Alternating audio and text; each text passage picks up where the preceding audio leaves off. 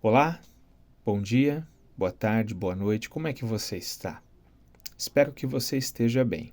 Estamos no nosso devocional no Sermão do Monte e o texto que eu quero compartilhar com você hoje é o texto de Mateus, capítulo 5, versículo 13, que diz assim: Vocês são o sal da terra, mas se o sal perder o seu sabor, como restaurá-lo? Não servirá para mais nada, exceto para ser jogado fora e pisado pelos homens.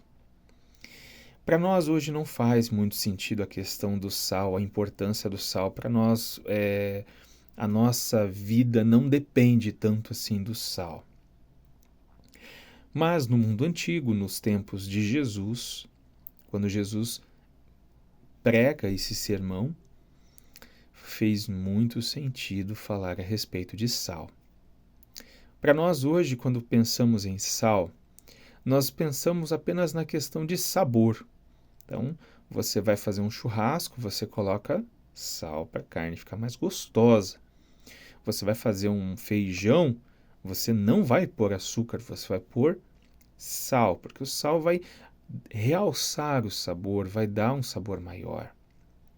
Mas nos tempos de Jesus, quando Jesus fala a respeito do sal e ele se dirige aos discípulos, ele prega para a multidão, mas o alvo de Jesus é os discípulos, aqueles que são bem-aventurados. E agora nós estamos numa etapa do Sermão do Monte onde Jesus ele vai dizer como devem viver os seus discípulos nesse mundo. E ele começa dizendo: vocês são o sal da terra. Naquele tempo se usava muito o sal. O sal, inclusive, era o pagamento dos soldados romanos, e é dali que vem a palavra salário. Né? Então, hoje nós recebemos salário que não é em sal, é em dinheiro. Naquele tempo, o salário era em sal, eles recebiam em sal o pagamento. Porque o sal ele era utilizado principalmente para conservar os alimentos, principalmente carnes. No mundo onde não existiam geladeira da Brastemp, no mundo onde não existia freezer, não existia eletricidade, então era necessário colocar sal nas carnes, sal na comida, para preservar o alimento. E fazia total diferença. Nós temos ainda um pouco disso nos nossos dias, mas é muito pouco, principalmente nas grandes cidades. No interior, talvez ainda exista um pouco mais a cultura de salga da carne para preservação da carne.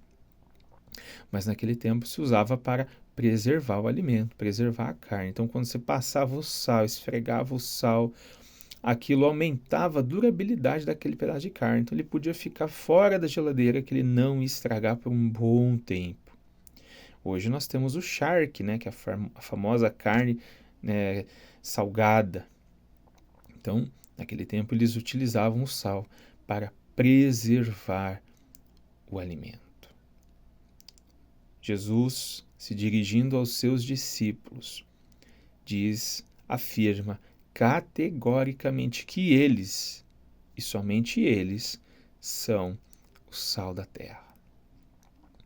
Quando nós olhamos para o mundo, quando nós olhamos para a sociedade, nós vemos que o mal, né, ele está em todo canto. Nós vemos que o homem é mau, nós vemos que acontecem muitas tragédias, muitos crimes.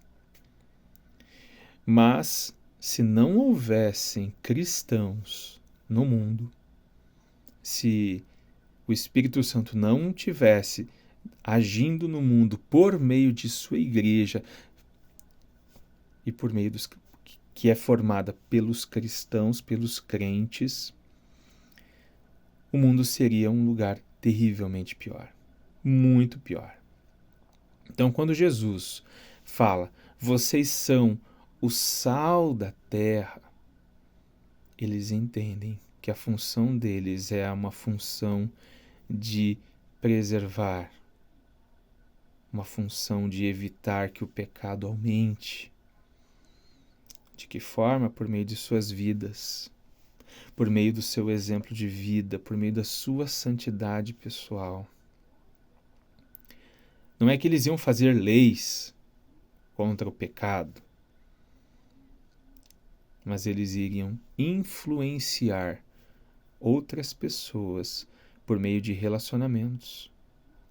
Eu não sei você, mas geralmente quando nós estamos com uma pessoa que é correta, que é cristã, está ali com Deus, vivendo uma vida para a glória de Deus, nós não temos coragem de junto com essa pessoa, viver uma vida errada.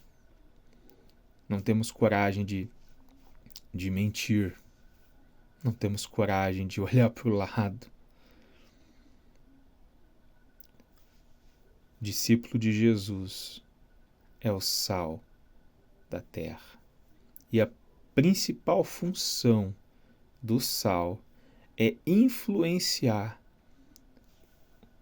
o mundo.